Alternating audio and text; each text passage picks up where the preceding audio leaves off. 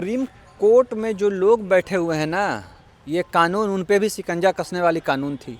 जिस जाति के लोग बैठे हुए हैं और उसी जातीय मानसिकता से ग्रसित लोगों ने इस पर रोक लगा दिया।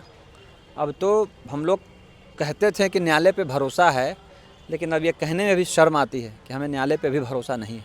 चाह रहे हैं कि हज़ारों रोहित बेमुल्ला हर रोज़ मरे, लेकिन इनको जातीय भेदभाव नहीं लगेगा। इस देश में कोई ऐसा कानून बता दीजिए जो दलित पिछड़ों के लिए बना हो आज तक।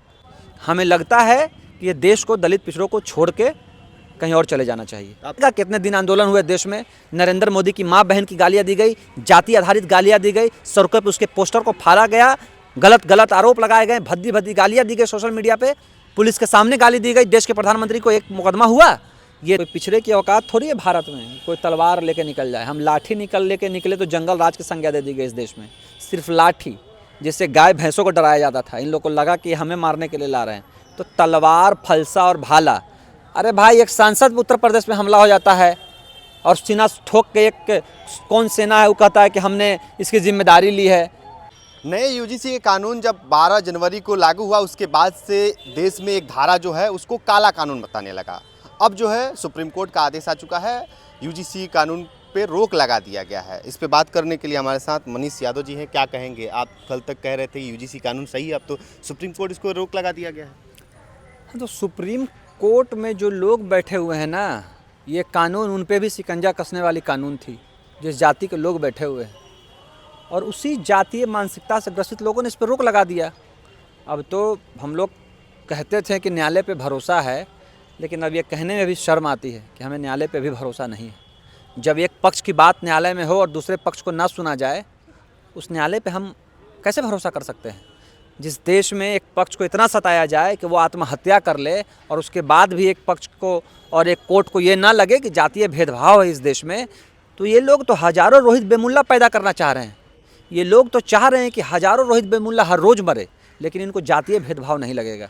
इस देश में कोई ऐसा कानून बता दीजिए जो दलित पिछड़ों के लिए बना हो आज तक। 65% रिजर्वेशन बिहार में लिया गया, लेकिन उसको भी निरस्त कर दिया गया, रोक लगा दी गई।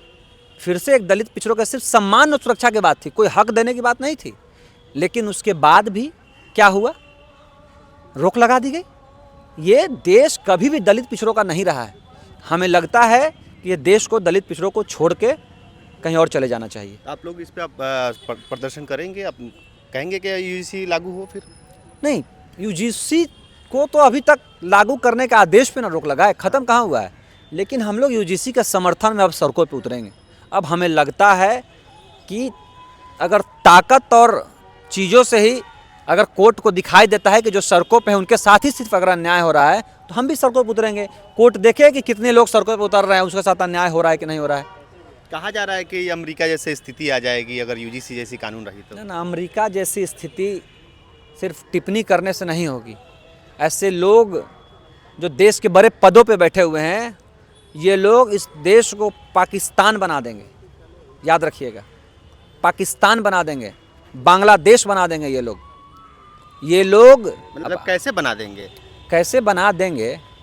पाकिस्तान की स्थिति क्या है? खाने के लिए मोहताज है। बांग्लादेश की स्थिति क्या है?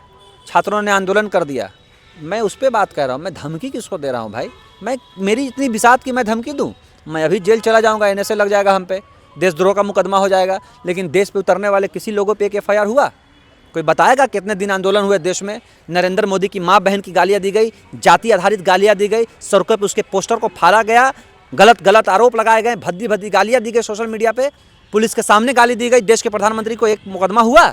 ये देश के तमाम संसाधन, देश का तमाम कानून व्यवस्था 85% के खिलाफ और 10% के समर्थन में काम करता है। नहीं, इन लोग तो अपना शस्त्र समझते हैं ना। कोई पिछड़े की औकात थोड़ी है भारत में कोई तलवार लेके निकल जाए। हम लाठी लेके निकले तो जंगल राज की संज्ञा दे दी गई इस देश में।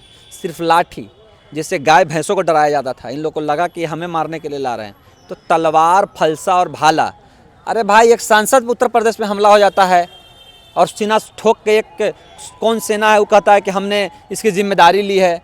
यहाँ तो लश्कर पैदा हो रहे हैं इस भारत में, और लश्कर पैदा कौन कर रहा है? यही लोग लश्कर पैदा कर रहे हैं। तो इन लोगों के खिलाफ हमें नहीं लगता है कि देश में कोई कानून व्यवस्था इनके खिलाफ काम करती है, इनके पक्ष में काम करती है। ये सही हो या गलत हो।